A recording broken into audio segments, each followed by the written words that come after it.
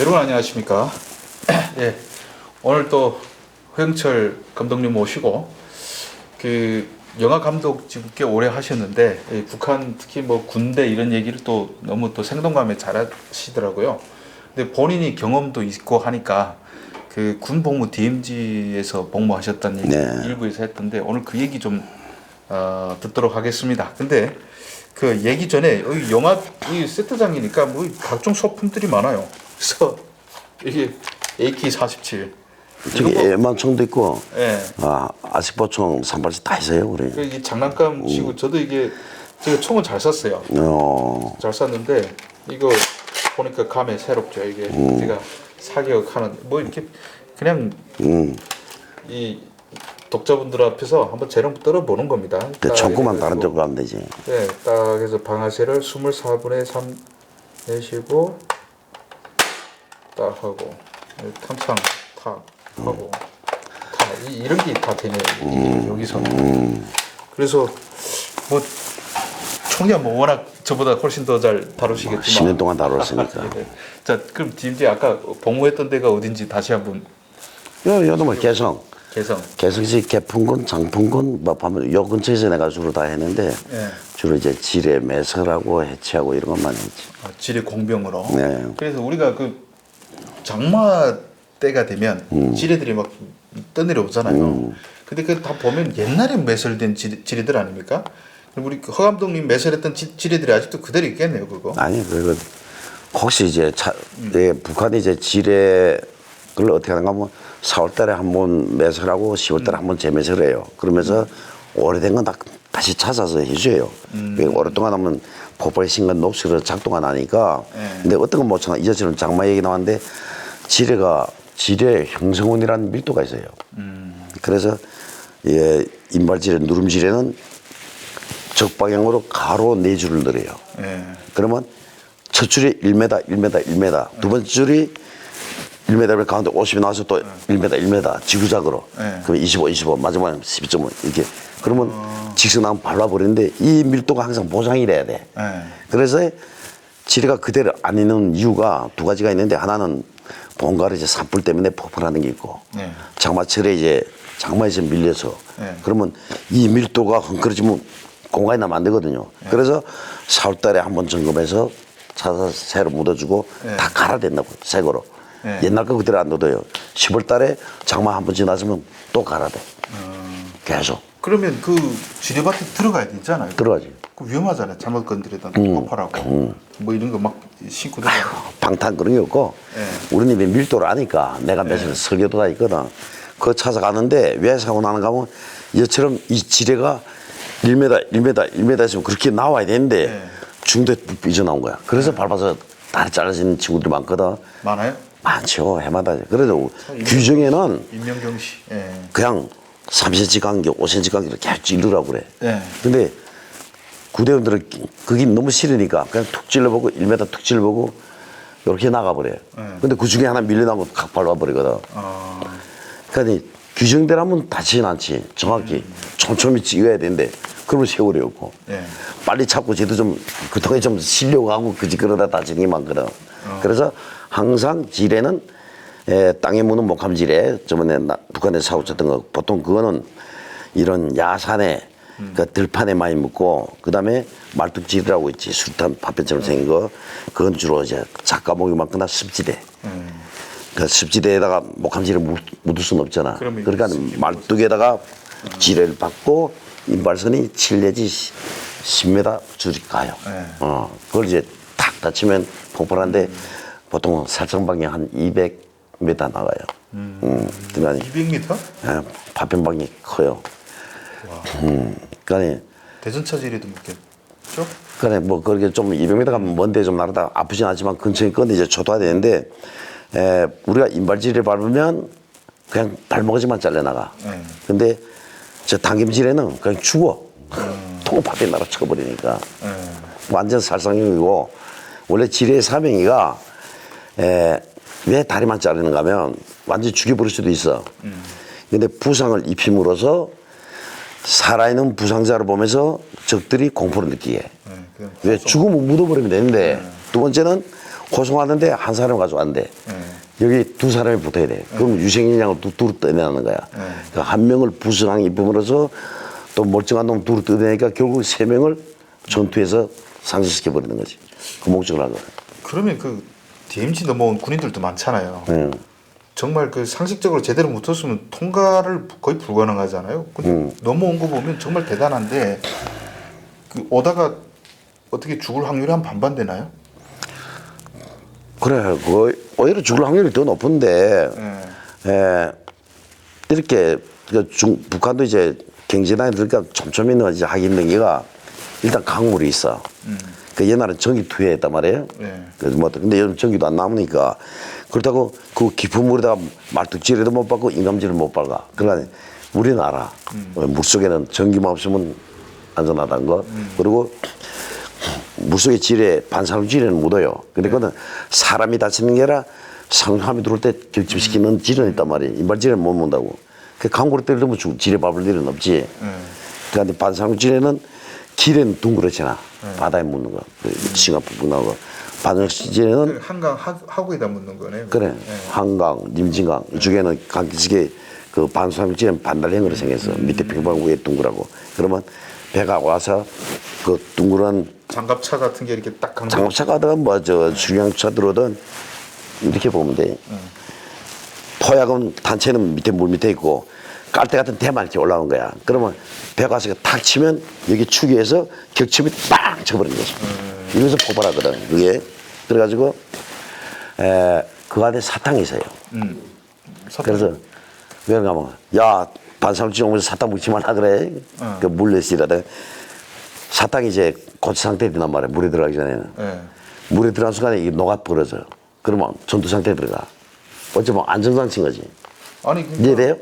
그 무게다 사탕을 연다고? 그래도 아무리 그래도 설탕을 연다고. 왜 그러냐면 이게 물에 녹으니까. 물에 녹으니까. 그러니 평소에 운반할 때는 이 깃발 장치가 신간 치면 내가 죽어 잘못하려면. 그래서 아무리 다쳐도 이 사탕이 있는 한 안 터져. 소금 덩어리 열 수도 있잖아요.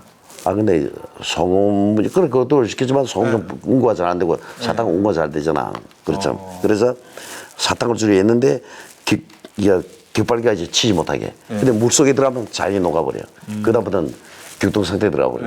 다치면 터지게. 그렇죠. 그러니까 배가 왔치면 여름 올리지. 탁 치면 여기 축에 의해서 격침이 그 질이 그냥 빵! 배가 밀 거 아니에요. 순해져. 이런 식으로 이제 폭발해버리거든. 그러면 그 우리가 지뢰 모듈로 나오면 그 한국군 코앞까지 들어와야 되잖아요. 딱 보면 한국군 많이 보잖아요. 많이 보죠. 어떤 생각 들었어요 그때? 그때 80년대죠? 그렇지. 네. 우리 저 한국 지뢰도 많이 훔쳐갔어. 그때는 그 북한이 그래도 경제력이 살아있을 때, 살아있을 때. 있을 때 한국 지뢰는 와서 몰래 훔쳐가요? 그러니까 정찰국에서 요구해. 네. 요즘 한국 지뢰 어떻게 만들었는지. 그것도 공격을 보내겠구나. 우리 보내죠. 비주먹으로라도 뒤지겠는데. 그래서 어떻게 들어와? 그때는 한국 지뢰. 우리는 아니까 저쪽만 밑에 파고 우리 쪽만 열어주면 한국 침투하기는 쉬우니까. 그 들어와서 지뢰는 이제 탐지기 하는 방법이 있고 단침을 가지고 하는 방법이 있거든.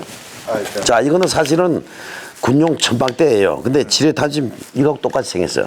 대신 앞에 단침이 조금 요만큼 더 길어요. 그래서 내가 그 설명하느라고 우리인데 소품을 이렇게 하는데 보통 이게 세 마디를 하는데 서서 할 때는 지뢰를 이렇게 45도 각으로 착착착 이렇게 잡면서 지뢰 어디 몇개 찾아요.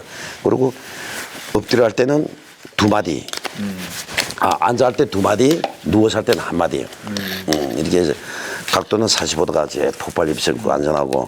그래서 이거는 왜 이거 지뢰 탐정 가지고 하는가 하면 현대적인 게 많은데 왜 굳이 구식을 쓰냐.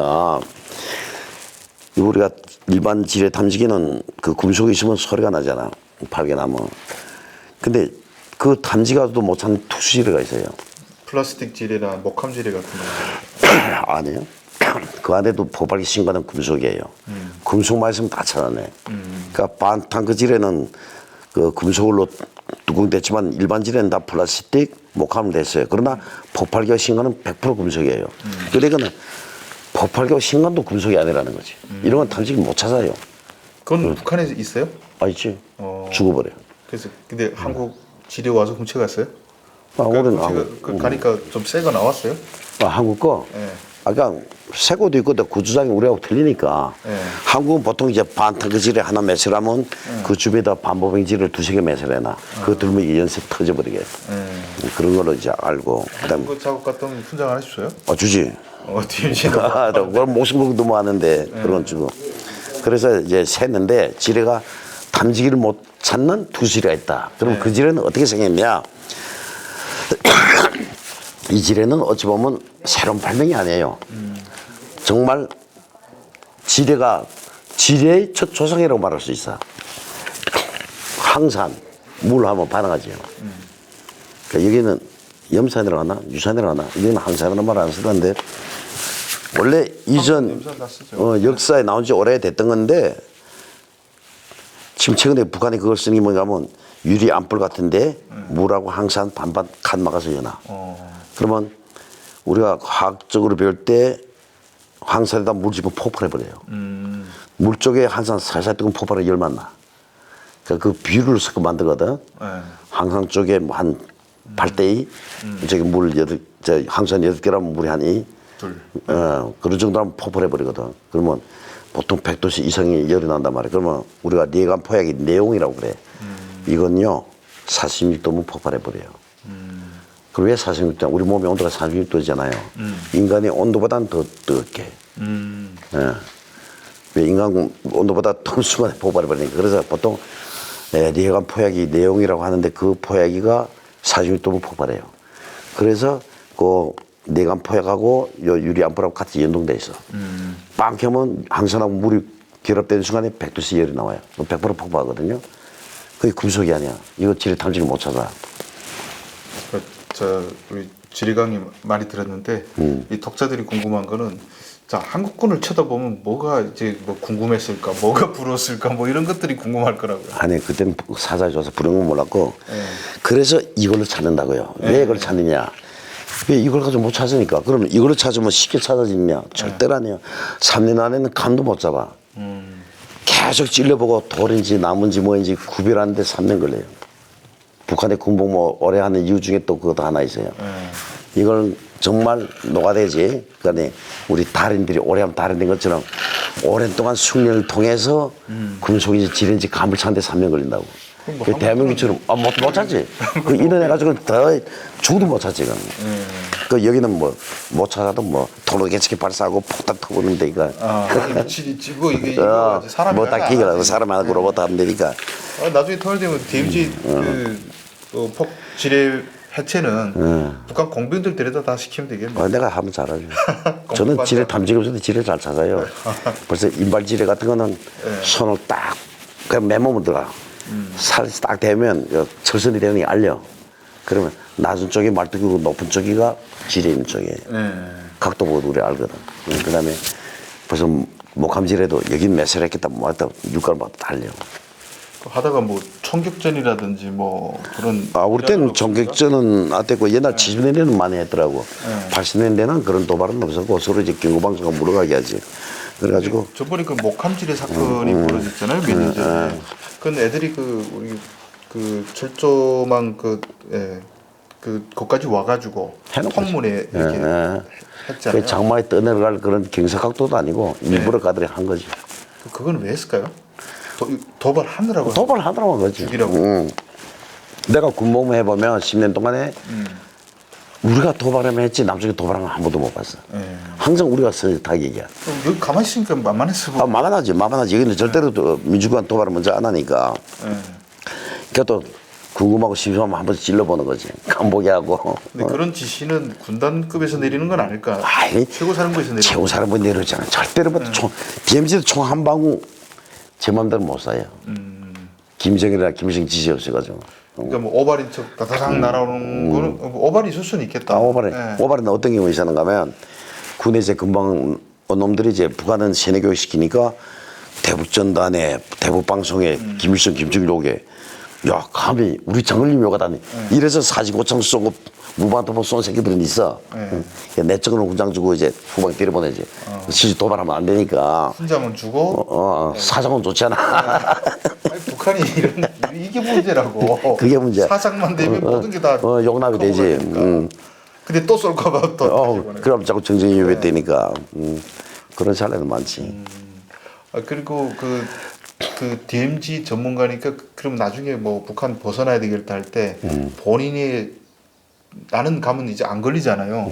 앞으로 나올 생각은 해봤습니까? 그 DMZ 쪽으로 탈북해서 한국 오겠다 뭐 그런 생각은. 그때 당시에는 안 했어요. 그냥 중국으로 도망쳐서 살. 아니 일제 탈북 그런 군복전에는 그런 거 안 했으니까. 그러니까 나중에라도 나중에는 중국이 더 쉬워. 중국이 더 쉽지. 왜냐하면 물론 한국 빨려오겠다 결심하면 DMZ가 쉬워요. 난 지형설하니까. 근데 나는 탈북하자고 탈북한 사람이 아니에요.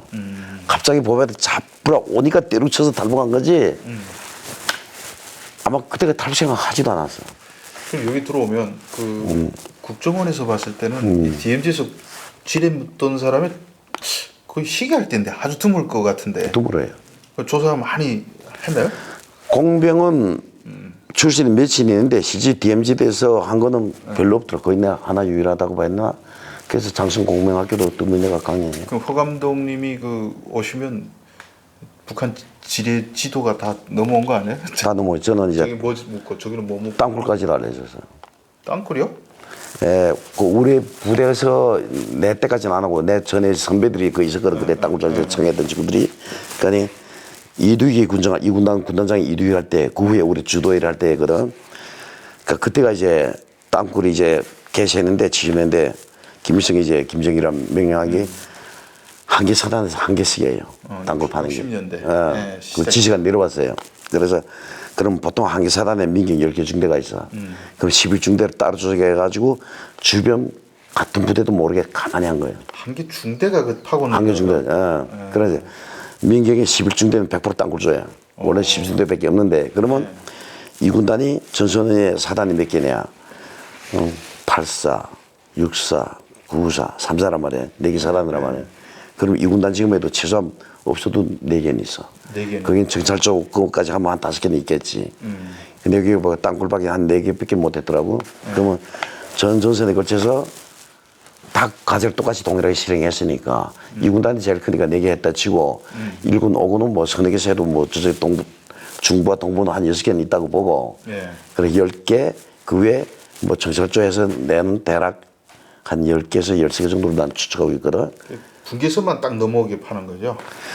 되게 중심까지 들어오기 너무. 정확한 건 너무 힘들고 정시까지는 북한에 이제 땅 파기 못해 그런 게 아니라 그게 산소 공급하고 뭐 물도 이제 지하수 내려면 각도 조절해 복잡한 계산이 많아요.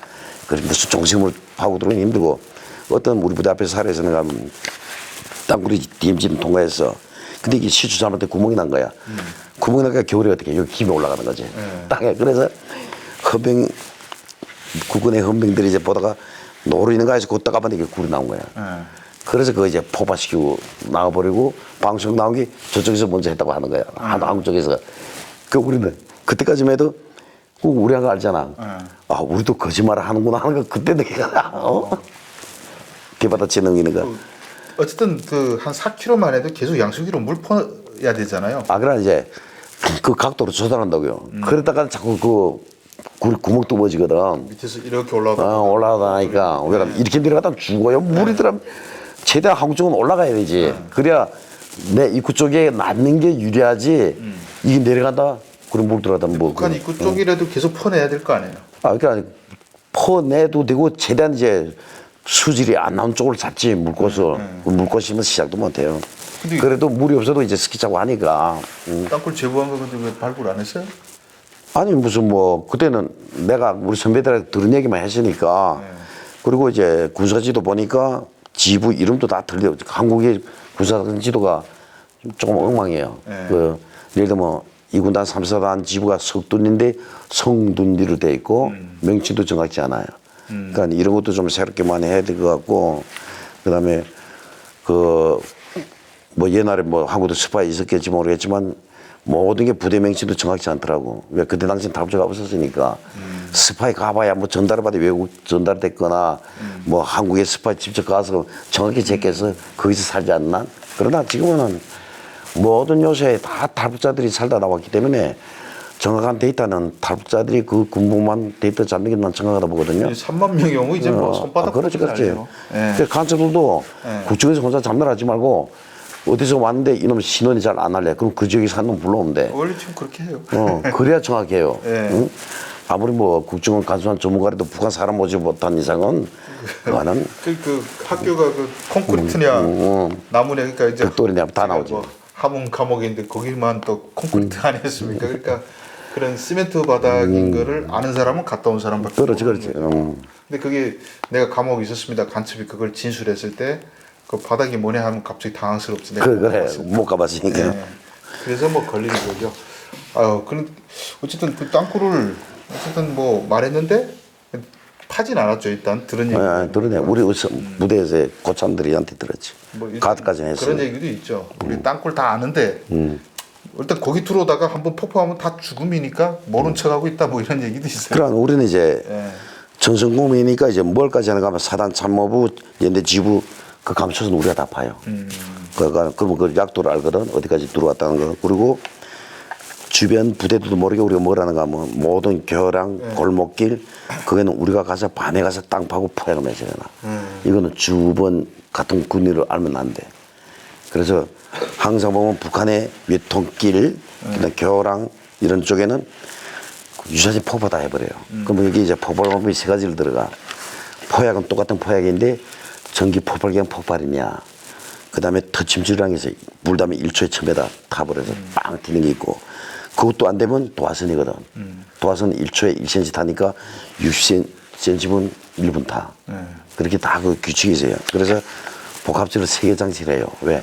이게 안 될 수 있고, 이게 안 될 수 있고, 이게 안 될 수 있으니까. 그래서 최대한 안전성을 가지고 도화선 하면 그다음 내가 죽어야 되지. 근데 뭐 쓸데없는 일을 한 것 같아요. 왜냐면 요즘 한국 탱커가 60톤 넘어가지고 어차피 북한 교량이 있어도 무서워서 못 건너갈 것 같은데 그거 60톤 지탱할 수 있는 교량이 많지 않잖아요. 이제 어차피 그런 건 거기다가 그럴 수 있는데 예. 문제는 그게 이제 문제야. 예를 들면 아니 님징왕이라든가 이런 쪽 강기숙의 야들이 굴을 엄청 돌풍에 맞는 거야. 이거는 탱크 문제 아니라 산이 통고 날아가. 산사태에 묻혀. 오. 그게 무슨 일이거든. 그 우리 처음 듣네요. 우리 산사태 됐다는 거는. 그러가니 그걸 모르게 한다고. 전 전선에 걸쳐서 이게 한강이 있다, 님징왕이 있다. 그 산에 앞에 있잖아요. 그게 다 국도에서 포획 다 장진해서 대발파래요. 한국의 산중 들어가면 산이 통나라 강도 부분이. 오. 그거를 우리가 반드시 산이 저거 산 옆에 마음 놓으면 안 지나가는데 돼. 그냥 산이 다 무너져. 산이 통거 날아와서 날림식 발파 돼버려. 그러니까 뭐 10만산 발파 뭐 야, 그거지. 그런 건 잘하잖아, 북한한테. 그러니까 우리는 벌판 가는데 갑자기 앞산이 뿡 들리더니 그러니까 한국에 이제 순양용 전차들, 상륙전들이 쫙 강기시 들어와서 순간 수치르면 그냥 통거 덮어버려. 쏠 새도 없어. 그냥 무덤이 되는 거야. 오, 그건 무서운 얘기인데. 무슨 얘기지? 그 우리 처음 알았습니다. 저도 북한 나름 나 말고 몰라요. 북한에 대해서 잘 알고 있는데. 그러면 마지막으로 하나만 더 물어볼게요. 이 땅굴에 관해서 여기 한국에는 저 북한이 땅굴 파가지고 서울 지하철까지 연결했다 이런 얘기도 도는데 개성에서 가장 가까운 직선거리를 해도 40km를 파가지고 들어와야 되거든요. 네. 그게 가능할 것 같아요. 나 보기에는 네. 그게 글쎄 뭐 중간에 통풍간이 좀 나오면 모르겠지만 네. 사실 그 산소도 힘들단 말이야 공급하기. 네. 그건 좀 불가능할 것 같고. 심지어는 뭐 평택, 부산까지 땅굴이 있다 이런 사람도 있어요. 아니 무슨 뭐 중간에 파다가 비밀통로 만들어 딱 들어왔다 다시 뭐 파면 어떻게 되냐면 직선들에게는 뭐 그렇게 현대장비 가동하지 않나는 자연적으로는 힘들고. 근데 이게 뭐 가동하면 또 막 진동 소리 다 나오고. 다 나오죠. 그거는 힘든 소리고 그냥 전선만. 전선만 해서 이제 지뢰반만 돌파하게끔 만드는 거. 그러니 유사시에 이제 DMZ도만 통하면 쉽게 한길 연대 여단이 나가도 가도는 이제 계란전이 목적이니까 그러면 한국의 주요 도로 상수도 뭐 발전소 이런 거 폭파해버리면 한국은 솔직히 말 지금도 도로에 차 한 대만 서도 이중 삼중을 막혀버리잖아. 그러니까 한 개 기라 부대에 무슨 한 대대급이 들어와도 서울시는 내봐도 마비시킬 것 같아. 그런 차만 세우는 거예요. 차만 세우는 것만 해도 여기는 그게 문제야. 그 약점이. 가들 뭐 대부대가 들어온다기보다 그다음 또 우리가 20만 게릴라 부대를 이제 가들이 중시하는 게 뭔가 하면 정규전 하력전에서 안 된다는 거 쟤네도 알아. 1대1로 축구장 딱 굶고도 싸맞듯이 하면 안 되지 북한이. 그거 알기 때문에 게릴라 부대를 육성하는 거야. 한국에다 뿌려버려. 그러면 남한 국민하고 같이 섞여 있는 여기다 미사를 우리가 쏠 수 없잖아. 그럼 같이 길을 전해야 되는데 그때는 자들 무시하다는 거지. 그쪽에 이미 훈련 많이 받았기 때문에 우리가 강릉 잠수함 사건 때도 27명 들어간 한 개 사단이 한 달 동안 전투했잖아. 그런 경험도 있거든. 뭐 결국 어떻게 들어오네 그게 문제. 아무튼 오늘 시간 또 너무 많이 가가지고 예 우리 지금 이 부는 여기서 종료하고 예 다음 시간 또 다른 얘기를 한번 뵙도록 하겠습니다. 예. 긴 시간 동안 시청해 주셔서 진심으로 감사드리고 또 오늘 또 들을 만한 또 생생한 저도 몰랐던 얘기들이 많았습니다. 예, 들으면 많은 도움이 될 거라고 생각합니다. 예, 여러분 다음 시간에 뵙도록 하겠습니다. 감사합니다.